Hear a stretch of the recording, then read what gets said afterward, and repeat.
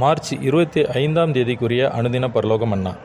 ஆதலால் பிரியமானவர்களே, இவைகளை முன்னமே நீங்கள் அறிந்திருக்கிறபடியால் அக்கிரமக்காரருடைய வஞ்சகத்திலே நீங்கள் இழுப்புண்டு உங்கள் உறுதியிலிருந்து விலகி விழுந்து போகாதபடிக்கு எச்சரிக்கையாயிருந்து நம்முடைய கர்த்தரும் இரட்சகருமாகிய இயேசு கிறிஸ்துவின் கிருபையிலும் அவரை அறிகிற அறிவிலும் வளருங்கள்.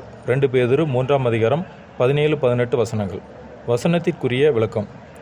நாம் தேவனுடைய வாக்குத்தத்தங்களை அறிந்து அவைகளை விசுவாசத்துடன் நம் வாழ்க்கையில் பயன்படுத்தும் போது நாம் ஞானத்திலே வளருகிறவர்களாக இருக்கிறோம்.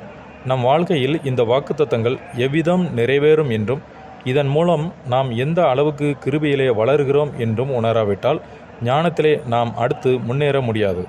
சில சந்தர்ப்பங்களில் நாம் பின்னுக்கு தள்ளுகிறவர்களாகவும் இருப்போம். நாம் ஞானத்தை இழக்கும்போது கிருபையையும் இழந்து போகிறோம். இதனால் ஞானத்தில் குறைவுபட்டு இருள் நம்மை சூழச் செய்யும். இருள் நம்மை மேற்கொள்ளும் போது தேவனுடைய வார்த்தைகளிலும் அவர் வாக்குத்தத்தங்களிலும் நம் நம்பிக்கையை மங்கி உலக வழிகளிலும் பாவத்திலும் இழுத்துச் செல்லும். ஆமேன்.